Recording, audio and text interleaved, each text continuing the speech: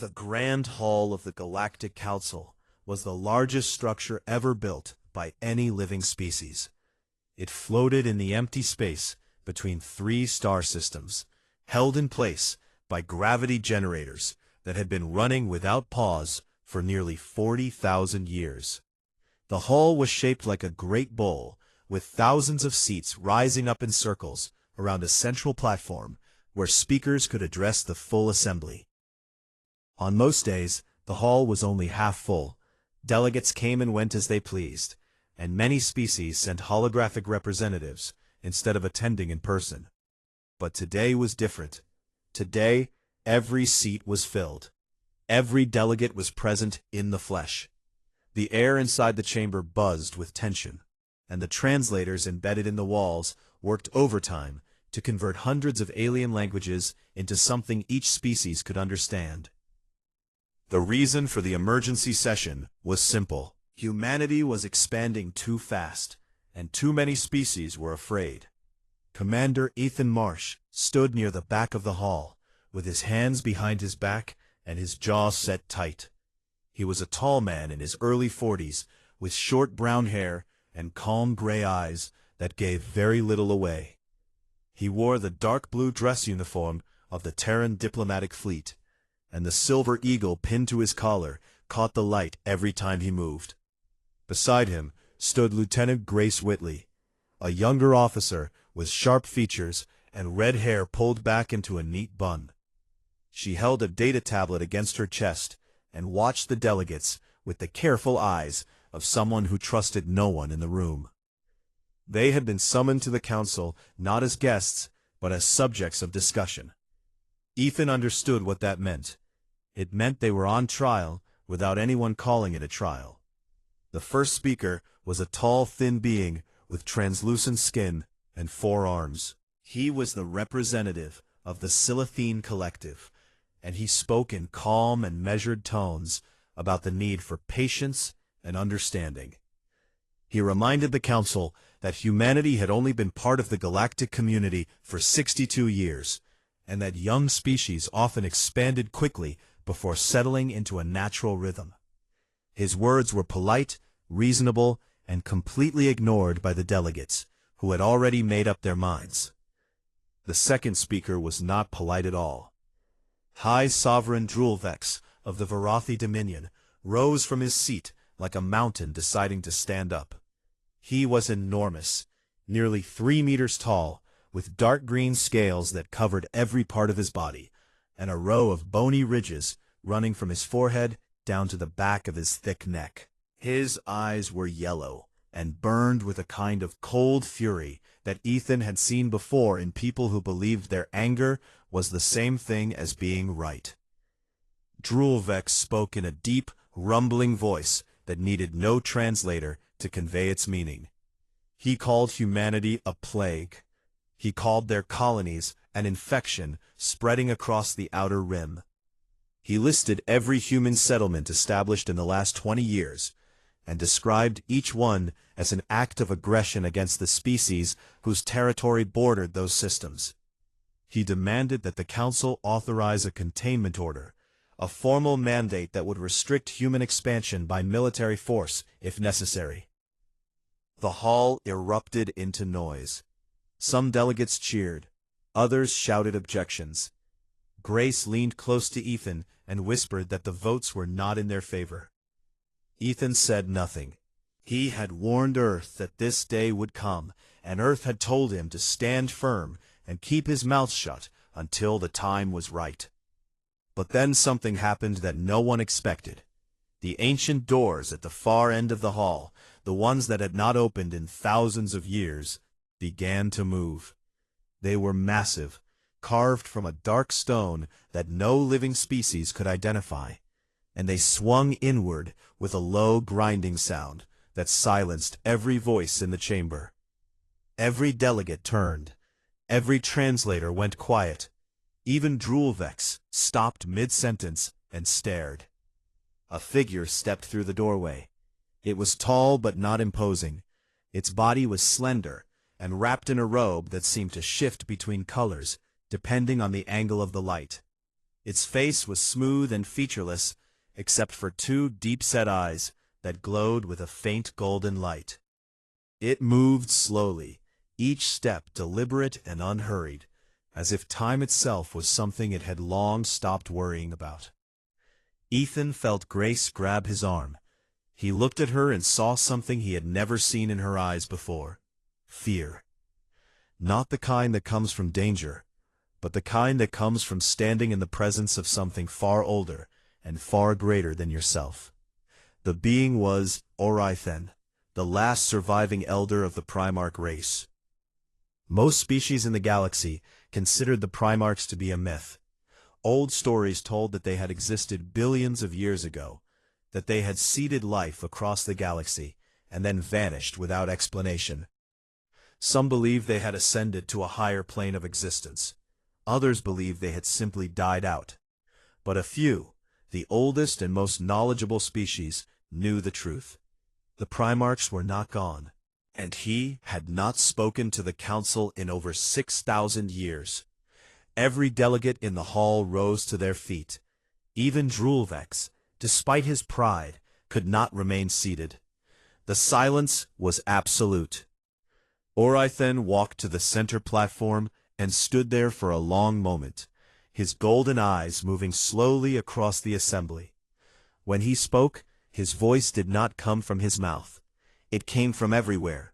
It filled the hall like warm water filling a bowl, and every being present heard the words not in their own language, but in something deeper, something that bypassed translation entirely and pressed meaning directly into the mind. "I have watched this council for millennia," he said. "I have seen empires rise and crumble into dust. I have seen species burn worlds and call it justice. I have seen peace built on lies and wars fought over nothing. I come to warn." He paused, and in that pause, the entire galaxy seemed to hold its breath. "Do not provoke the humans." The silence lasted 3 full seconds. Then it shattered. Drulvex was the first to speak. He let out a harsh, barking laugh that echoed through the chamber. He called Orythen a relic, a ghost clinging to relevance, a creature whose time had passed so long ago that even the stars he once knew had gone dark. He said that the Primarchs had clearly lost their minds if this was the best wisdom they could offer. Several delegates from the coalition laughed with him, though their laughter was nervous and thin. Others did not laugh. The older species, the ones who had records going back millions of years, sat very still and said nothing. Orythen did not respond to Drulvex. He did not acknowledge the laughter. He simply turned and walked back toward the ancient doors. As he reached the threshold, he paused and looked back one final time. His gaze swept the hall and came to rest just for a moment on Ethan Marsh. Something passed between them. Something that Ethan could not name but could feel deep in his chest. Then Orythen stepped through the doors, and they closed behind him with a sound like a coffin lid falling shut. Grace let out a breath she had been holding. Her hands were trembling. "What just happened?" she whispered. Ethan stared at the closed doors for a long time before he answered. "I don't know," he said quietly, "but I don't think it was meant for us." Above them, the council descended into chaos. Drulvex was shouting again, louder now, emboldened by the silence of the ancient being. He called for an immediate vote on the containment order. He said that if the council would not act, the Vorathi Dominion would act on its own. Ethan turned away from the noise and looked at Grace. "Send a message to Earth," he said. "Tell them what happened here today. All of it." Grace nodded and began typing on her data tablet. Her fingers were still shaking.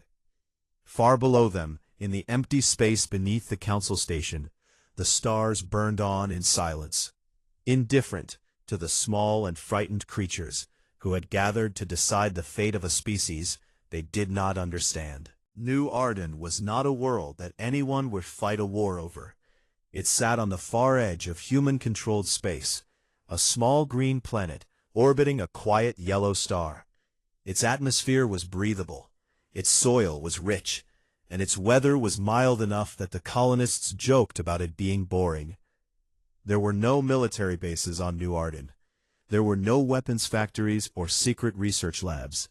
There were farms, schools, a small hospital, 2 landing pads for cargo ships, and a town square where people gathered on weekends to trade goods and tell stories. 200,000 people lived there. Most of them had come looking for a simple and peaceful life, far from the noise of Earth. Governor Nate Calloway had been one of those people.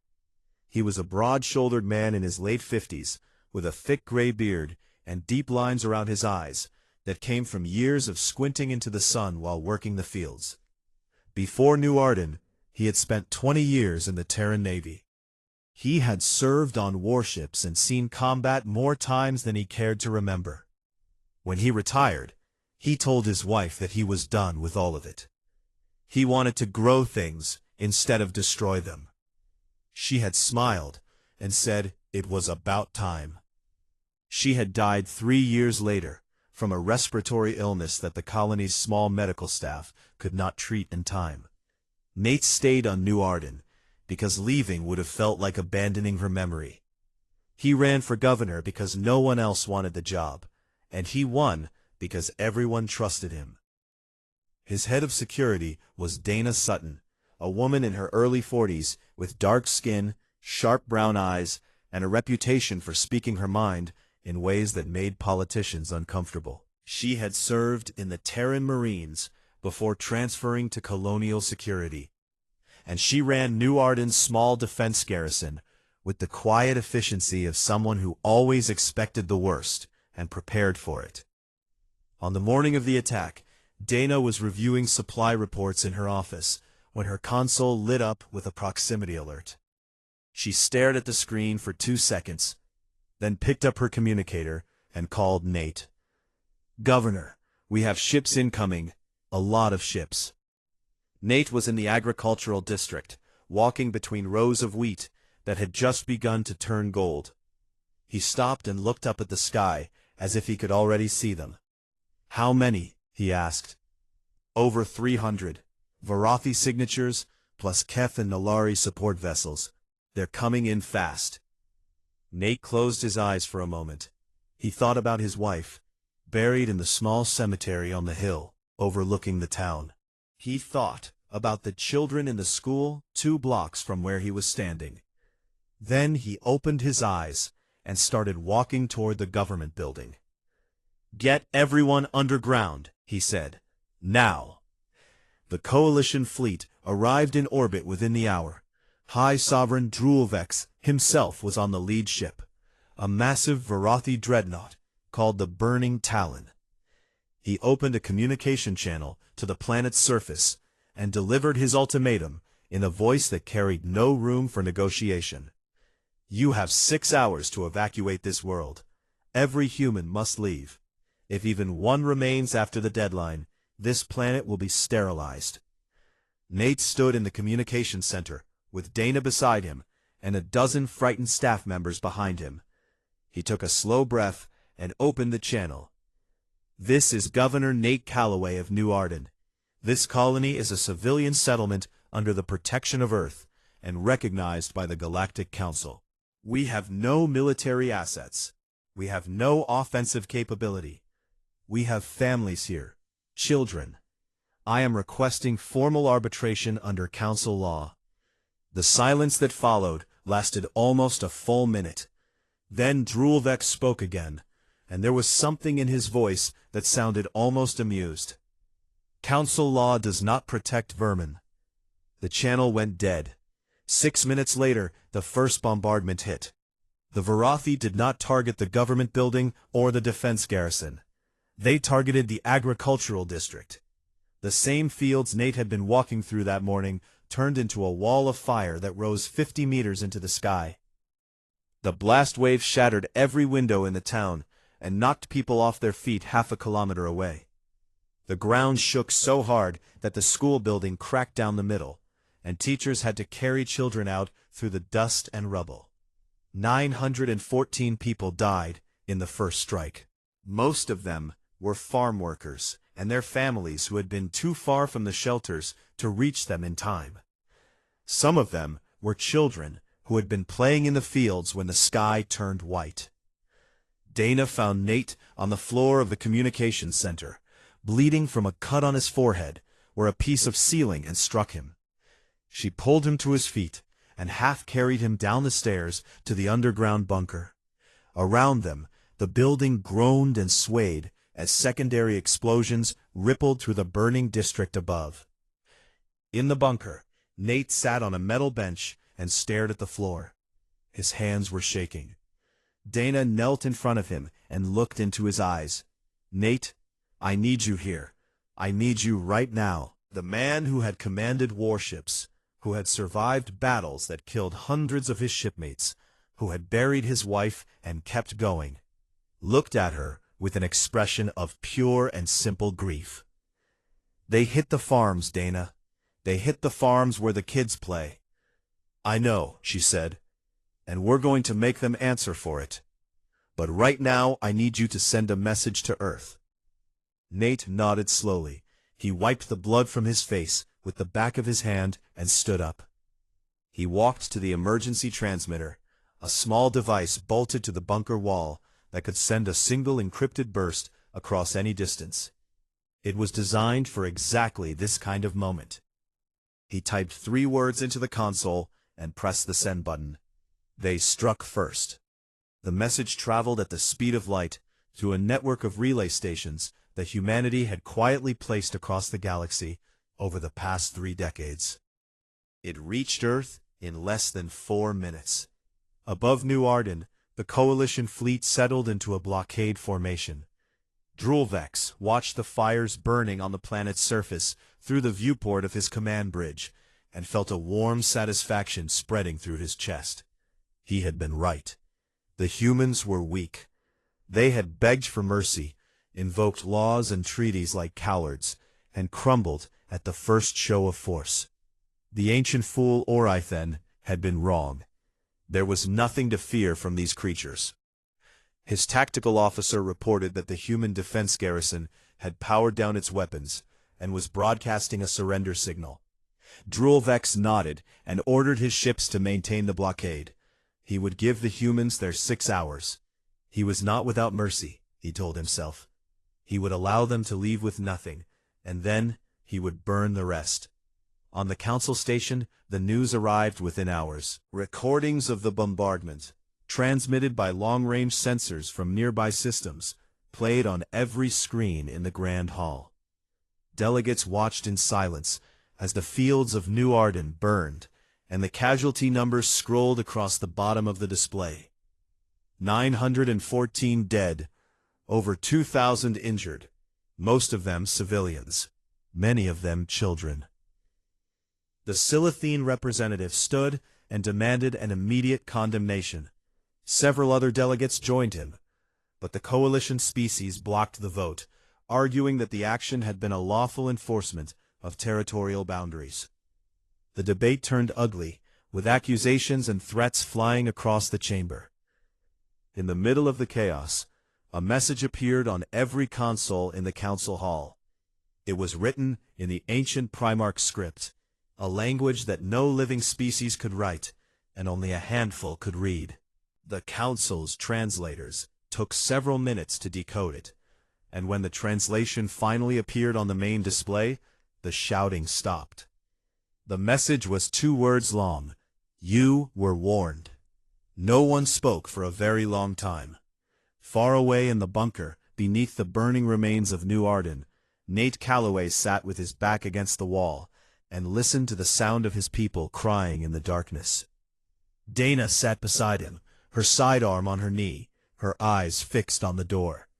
"How long?" Nate asked. Dana checked her communicator.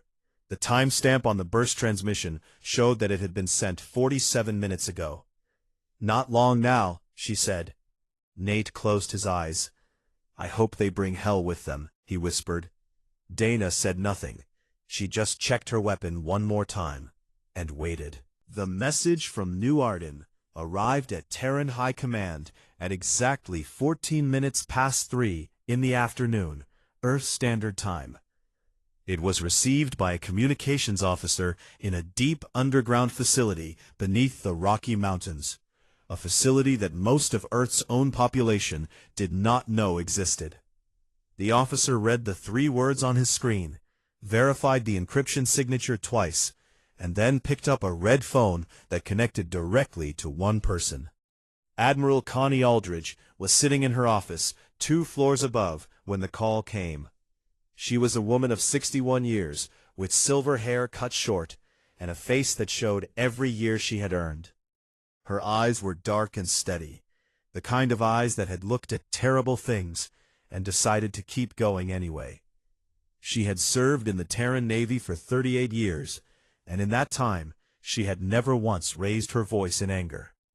When Connie Aldridge spoke, people listened because the alternative was something no one wanted to find out about. She picked up the phone, listened for 10 seconds, and then set it back down. She sat very still for a moment. Then she pressed a button on her desk and spoke one sentence. Activate Long Watch. Within 90 seconds, the message had reached every corner of Earth's military infrastructure. Within 5 minutes, it had crossed the solar system. The Long Watch initiative was humanity's greatest secret. It had begun over a century ago, shortly after first contact with the galactic community, when Earth's leaders had looked at the galaxy and seen a truth that no one spoke aloud. The galaxy was old, its species were powerful, and humanity was very small. The council smiled and welcomed humans into the community, but the smiles never quite reached the eyes. Every species they met had a military. Every species they met had fought wars. And every species they met looked at humanity the way a wolf looks at a new animal entering the forest. So Earth prepared, quietly, carefully. Over the course of 100 years, the greatest minds on the planet worked together on a single project with a single purpose.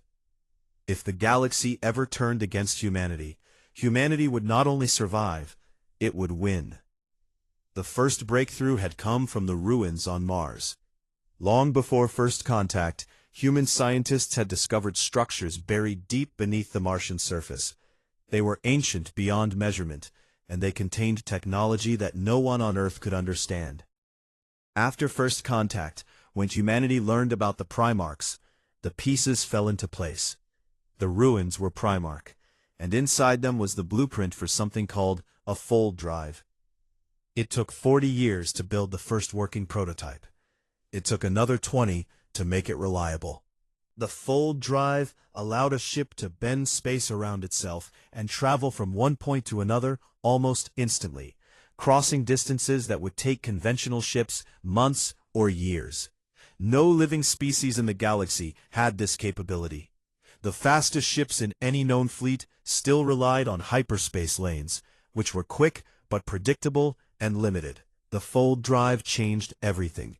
Admiral Aldridge walked into the war room, a vast circular chamber filled with holographic displays and staffed by the most senior officers in the Terran military.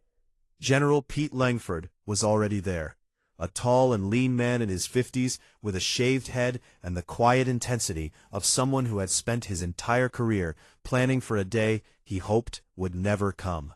Beside him stood Dr. Leo Harding, the chief science advisor, a smaller man with wire-rimmed glasses and the nervous energy of a person who understood exactly how dangerous the things he had built really were. "Status," Aldridge said. "The fleet is ready," Langford replied. "All 700 ships are powered and waiting in the outer belt. Captain Sam Beckett on the Iron Vigil is requesting final authorization." Aldridge looked at the main display. It showed the new Arden system in real time, fed by long-range sensors. The Coalition fleet was in blockade formation around the planet. Below them, fires were still burning across the surface. "Casualties?" she asked. "Confirmed 914 dead, over 2,000 wounded, mostly civilians." Langford's voice was flat, but his jaw was tight. "They hit the farming district, Connie. That's where the families live."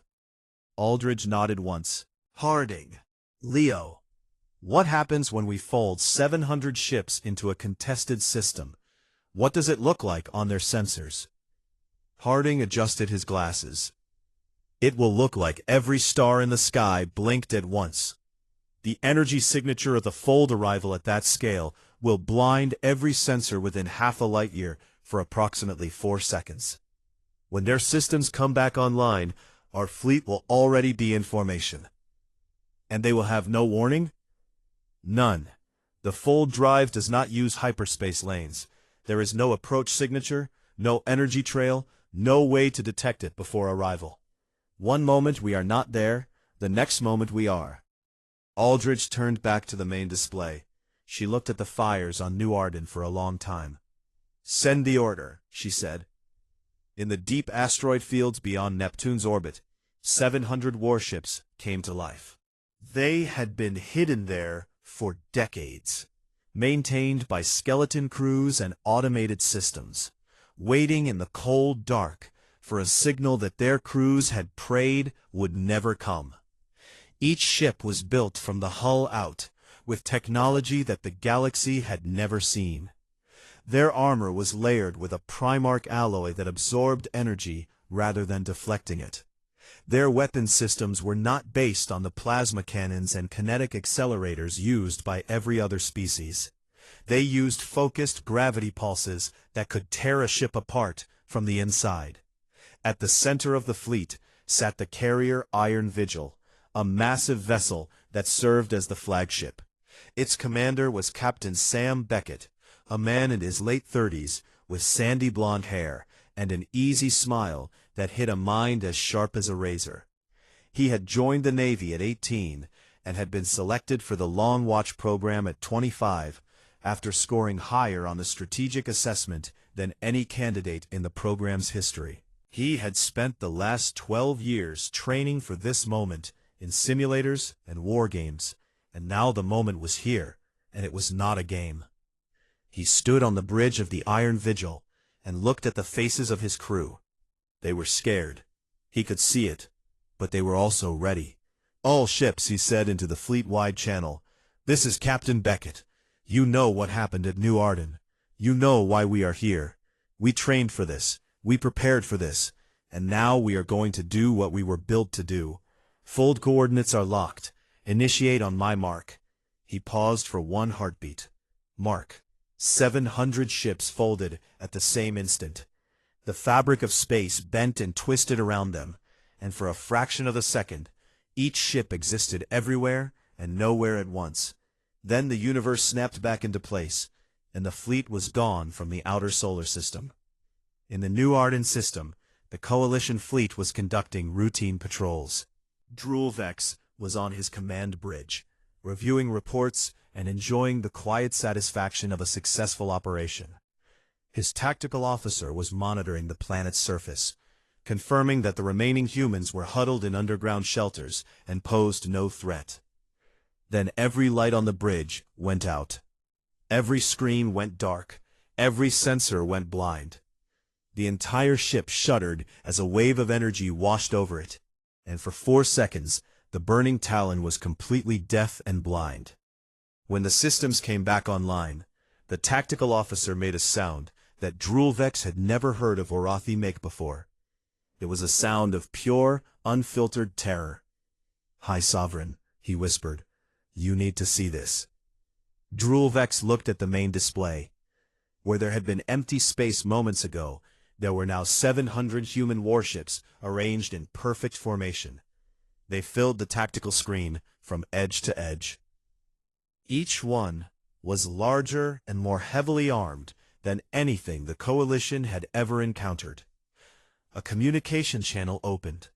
A calm human voice filled the bridge. "This is Captain Sam Beckett of the Terran carrier Iron Vigil.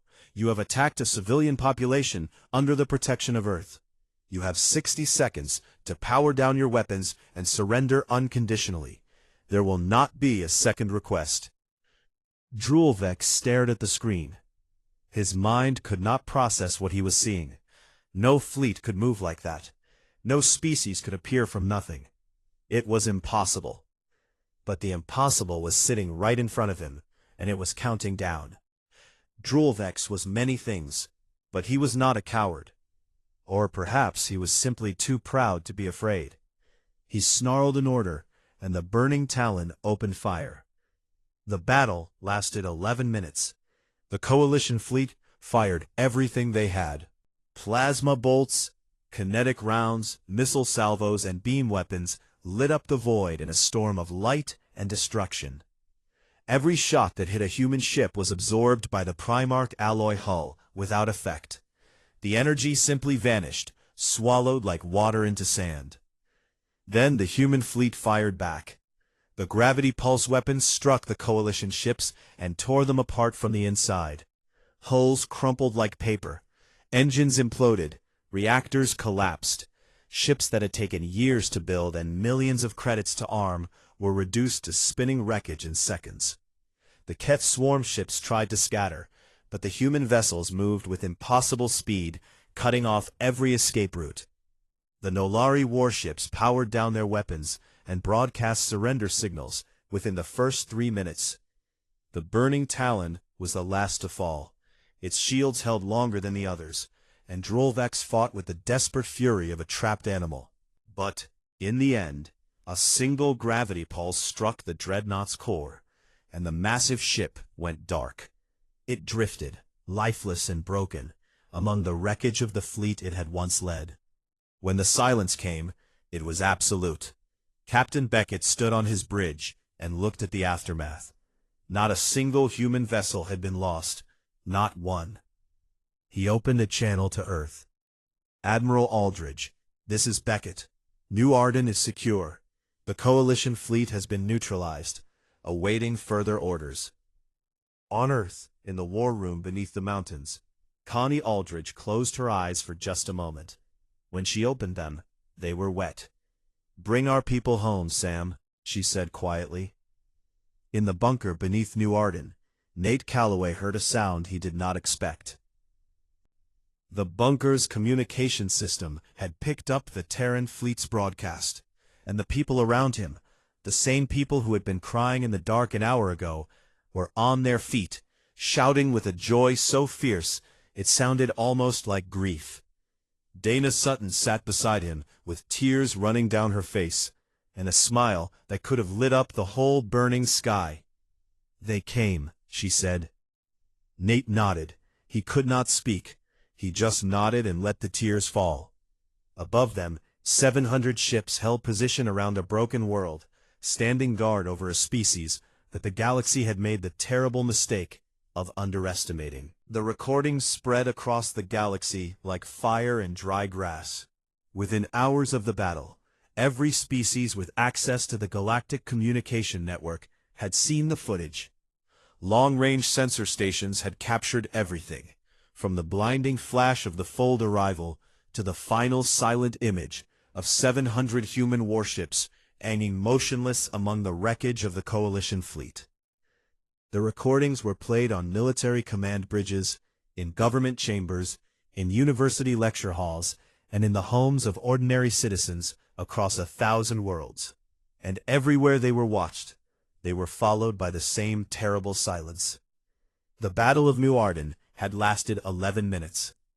In those 11 minutes, every assumption the galaxy had ever made about humanity was destroyed. On the council station, the reaction was immediate and chaotic. Delegates who had quietly supported the coalition now scrambled to distance themselves. Speeches were rewritten overnight. Alliances were denied. Formal statements of concern for the people of New Arden were drafted by species that had just days earlier voted against condemning the attack.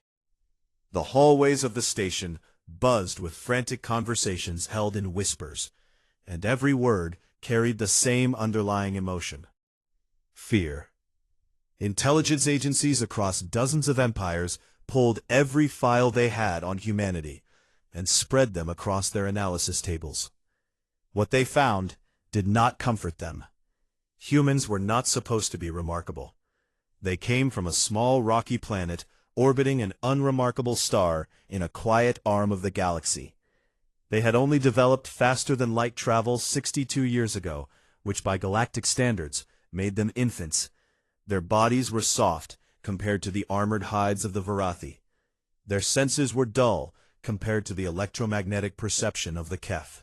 They lived short lives, rarely more than 120 years, while some council species lived for thousands.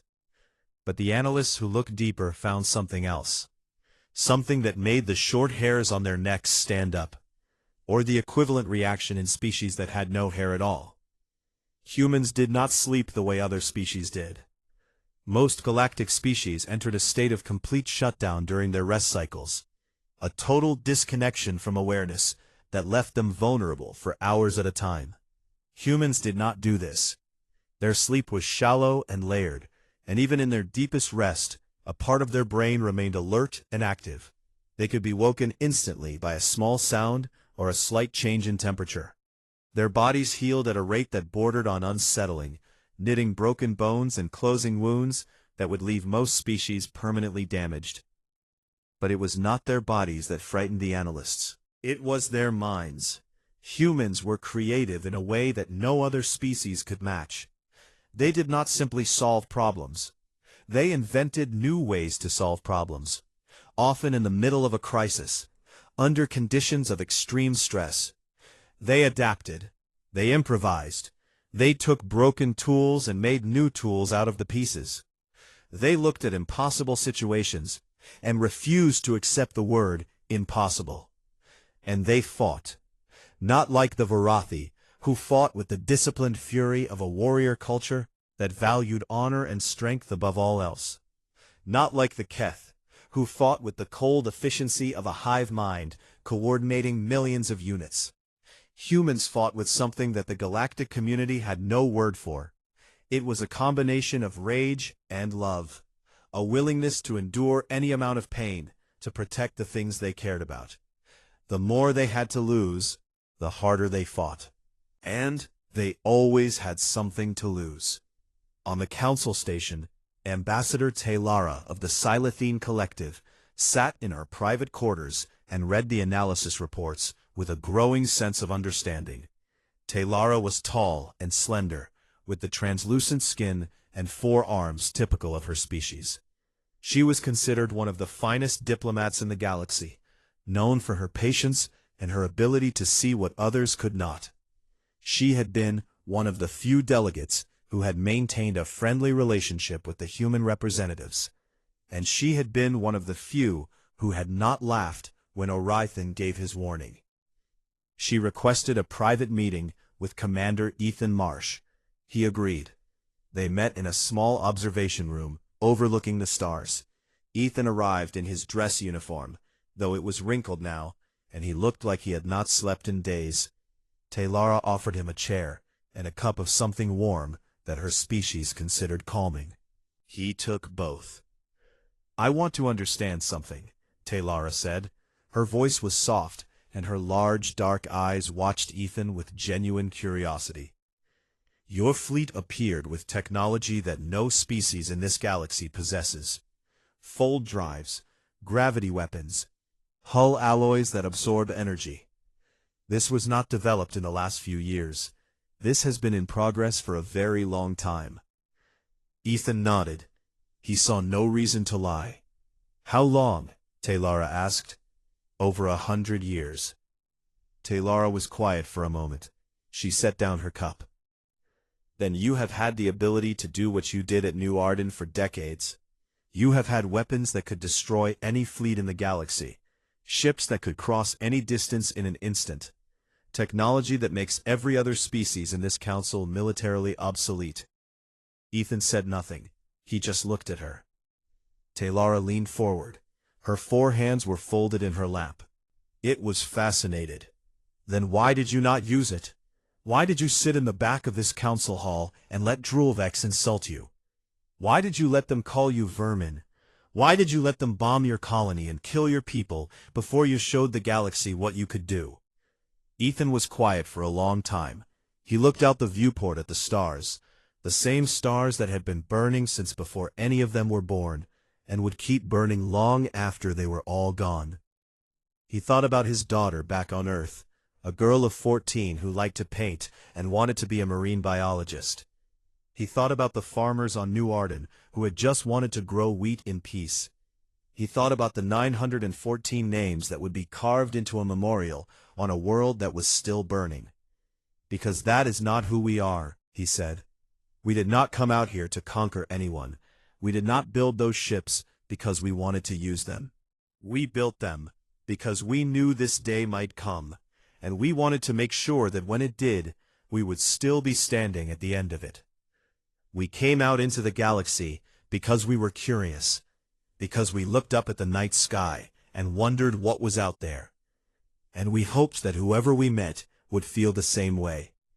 He paused and looked at Taylora directly. We were wrong about that. But we were not wrong about who we wanted to be. Taylora studied him for a long moment. Then she said something that would echo through the council halls for generations. I think I understand now why Orythan warned us. At that same hour, in a chamber deep within the council station that most delegates did not know existed, Orythan appeared before a small gathering of the eldest council members. There were only 7 of them, representatives of species that had existed for millions of years and had records stretching back to the time when the Primarchs still walked among the stars. Orythan stood before them and spoke, and for the first time, he explained. The Primarchs, he told them, had not simply seeded life across the galaxy. They had designed it. Every species was crafted with a purpose, a set of strengths and tendencies that would serve a role in the greater ecosystem of the galaxy. The Vorathi were made to be warriors, fierce and proud, to defend against external threats. The Silithine were made to be diplomats, to weave connections and maintain peace. The Keth were made to be builders, to construct and maintain the infrastructure of civilization. Every species had its place, its function, its contribution to the whole. But humanity was different. Humanity was the last species the Primarchs created, and they were not given a single purpose.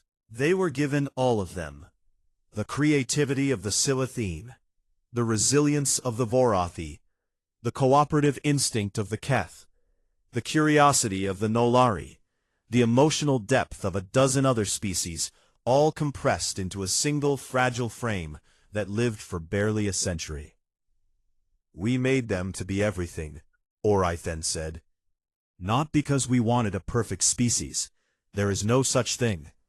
We made them because we knew that one day the galaxy would face something that no single species could survive alone.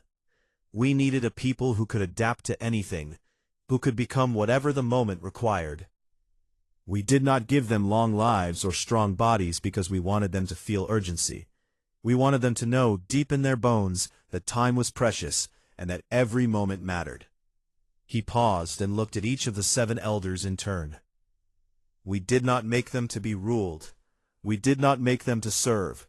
We made them to endure. And when they are provoked, when you threaten the things they love, there is no force in this galaxy that can stop what follows. Not because they are the strongest or the fastest or the most advanced, but because they will never, ever stop. The 7 elders sat in silence. One of them, a being so old that its body was more crystal than flesh, asked a question. What do we do now? Orythan looked toward the ceiling, as if he could see through the walls of the station, and out into the vast expanse of stars beyond. You do what you should have done from the beginning, he said. You listen to them. In the observation room, Taylora and Ethan sat together in silence, watching the stars. After a while, Taylora spoke again. Your people could have ruled this galaxy. You could have taken everything. Ethan shook his head. We just want a place to stand. Taylora smiled, a slow and gentle expression that looked strange and beautiful on her alien face. I think you have earned more than that, Commander Marsh. Ethan looked at her, and for the first time in days, almost smiled back. Across the galaxy, the recordings of the Battle of New Arden continued to play on every screen and every display. And on every world, in every language, the same question was being asked. What else are the humans hiding? No one wanted to find out. Drulvex sat in a cold metal cell aboard his own broken ship and stared at the wall. The burning Talon was dead. Its engines were silent, its weapons were dark, and the great warship that had once been the pride of the Varathi Dominion drifted through space like a hollow shell. The human fleet had not destroyed it. They had simply turned it off, shut it down with a precision that was almost insulting. Drulvex had been taken from his command bridge by his own officers, who had surrendered on his behalf when it became clear that fighting was no longer an option. He had screamed at them. He had called them cowards and traitors. They had lowered their eyes and said nothing, because they had seen what he refused to see. But Drulvex was not finished. He still had loyalists, scattered across Varathi space, hidden in outposts and stations that the Council did not monitor. There were officers and soldiers who believed, as he did, who believed that humanity was a disease that needed to be burned out before it spread further. In the days following the Battle of New Arden, while the galaxy watched and waited and trembled, Drulvex used smuggled communication devices to reach his followers. He told them that the battle had been a fluke. He told them that the human technology was limited and could not be sustained. He told them that if they struck at the right target, the humans would shatter like glass. The target he chose was Earth itself. It was a desperate plan, born from pride and fury, and the refusal to accept that everything he believed about the universe had been wrong. Drulvex gathered what remained of his personal fleet, 47 warships crewed by Varathi who were willing to die for the cause, and pointed them at the one world that mattered more than any other. He believed that if he could reach Earth, if he could burn even one city, they were emotional creatures, he told his followers. They were bound to their homeworld in ways that other species were not. Destroy Earth, and you destroy their spirit. He was wrong about that. He was wrong about everything. The Varathi remnant fleet traveled through hyperspace for 6 days, following back routes and abandoned lanes to avoid detection. They emerged on the far side of Earth's solar system and began their approach. Drulvex stood on the bridge of his new flagship, a smaller vessel called the Crimson Fang, and watched the yellow star grow brighter on his screen. Somewhere ahead, orbiting that star, was the small blue world where humanity had been born. He gave the order to accelerate. The fleet surged forward. They reached Earth's orbit in less than an hour, and when the planet came into view on the main display, Drulvex felt something he had not felt since the Battle of New Arden. A cold, sinking weight in his chest that he refused to call fear. Earth was not undefended. He had expected a military blockade, warships and weapon platforms arranged in a standard defensive formation. What he found was something else entirely. There were warships, yes. The Long Watch fleet was there, arranged in a wide arc between the Varathi fleet and the planet. But in front of the warships, between the military vessels and the approaching enemy, there was something that Drulvex had never seen before in all his years of conquest. Civilian ships. Thousands of them. Cargo haulers, passenger transports, research vessels, mining ships, personal shuttles, and orbital platforms. They filled the space around Earth in a vast, unorganized, and completely unmilitary wall of metal and light. They were not armed. They were not shielded. They were just there, hanging in the void between the Varathi fleet and the planet below, and they were not moving. Drulvex stared at the display. His tactical officer reported that the civilian vessels were broadcasting on an open channel. He ordered it played on the bridge speakers. What he heard was not a military transmission. It was not a threat or an ultimatum. It was the sound of ordinary people talking to each other. Families, workers, scientists, teachers, engineers, old men and young women, children who should not have been there, but were. They were talking about why they had come, why they had flown their ships into the path of an incoming fleet, and the answer was the same from every voice. They were not going to move. A woman's voice, calm and clear, cut through the chatter. "This is Dr. Claire Overton, aboard the research station Horizon. I study deep-sea organisms. I have never held a weapon in my life. This is my home." A man's voice followed. "This is cargo pilot Vince Malone. I haul grain between Earth and the lunar stations. My daughter was born on this planet. I'm staying right here." Then a young voice, barely more than a child. "My name is Katie. I'm 12. My mom says we're not moving because this is where we live, and nobody gets to take that away." Drool Vex listened, and for the first time in his life, he did not understand what he was hearing. These were not soldiers. They were not warriors. They had no armor, no weapons, no training. They were soft, fragile, short-lived creatures, floating in tin cans between his fleet and their world. And they were not afraid. Or perhaps they were afraid. Perhaps they were terrified. But they were there anyway. Behind the civilian wall, the Long Watch fleet waited in silence. Not a single human warship moved forward. Not a single weapon was charged. The message was clear, without a single shot being fired. A communication channel opened from Earth's surface. The voice belonged to Admiral Connie Aldridge, and it carried the same steady calm that had guided humanity through the darkest week in its history. "High Sovereign Drool Vex, you came here to break us. I want you to look at what is in front of you. Look at the people between your guns and our world. They are not soldiers. They are farmers and teachers and children. And they are not moving. They will never move, because that is who we are. We do not break." Drool Vex stood on his bridge and looked at the screen. He looked at the thousands of civilian ships.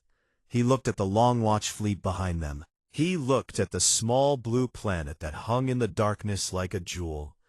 And he thought about everything he had believed, and everything he had done, and everything it had cost.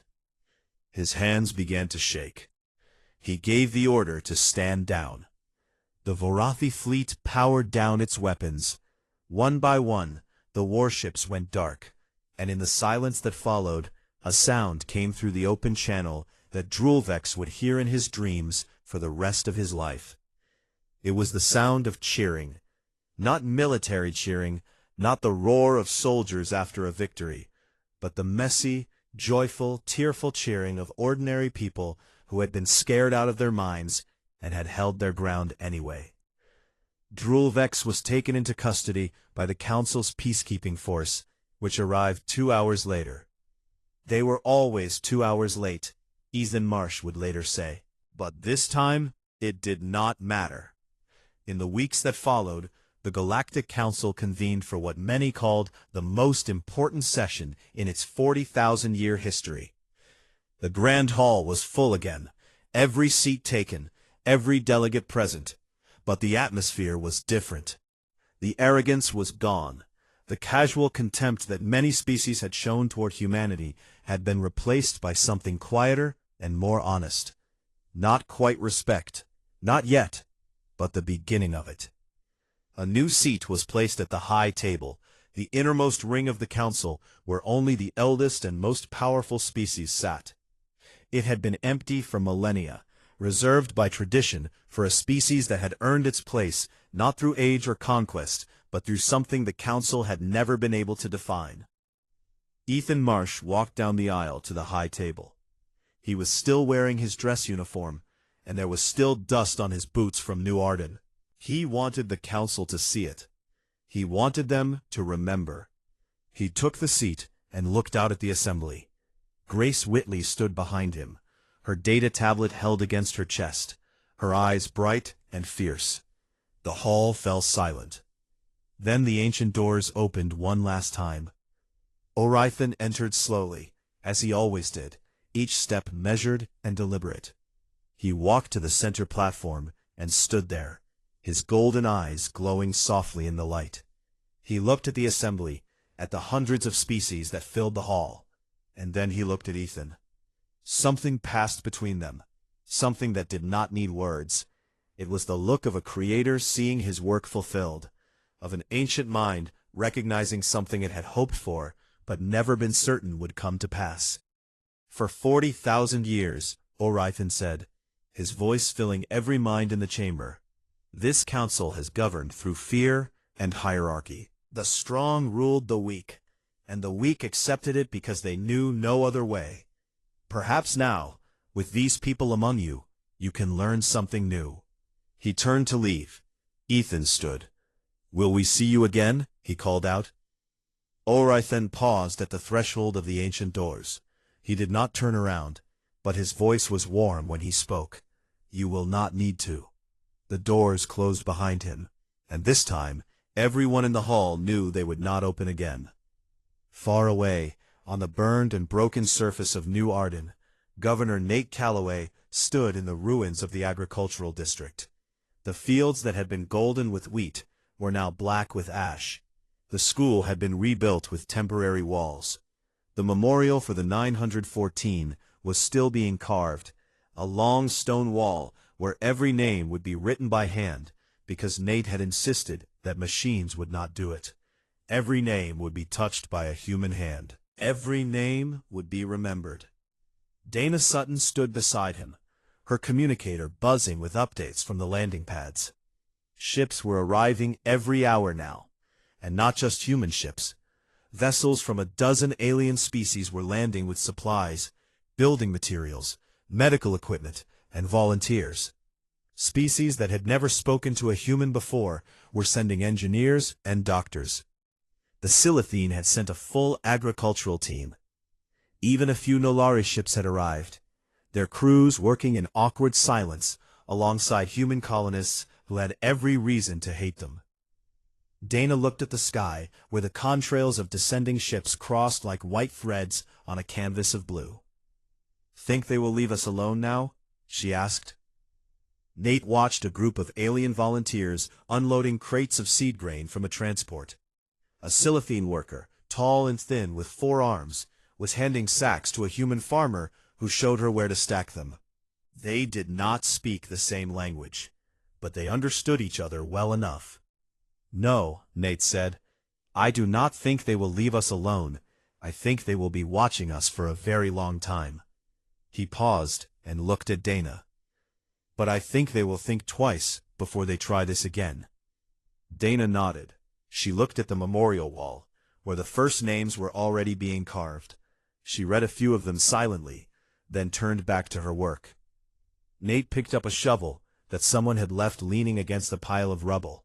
He walked to the edge of the burned field, pushed the blade into the blackened soil, and turned the earth over. Underneath the ash, the dirt was still dark and rich and alive. He looked at it for a moment. Then he began to dig. Humanity did not celebrate. They did not hold parades or make grand speeches. They did not gloat or threaten or demand apologies. They did what they had always done, what they had been doing since the first human picked up a stone and used it to build something instead of break something. They got back to work, and the galaxy, for the first time in 40,000 years, watched them with something that was not fear, and not pity, and not contempt. It was something older and simpler and far more powerful.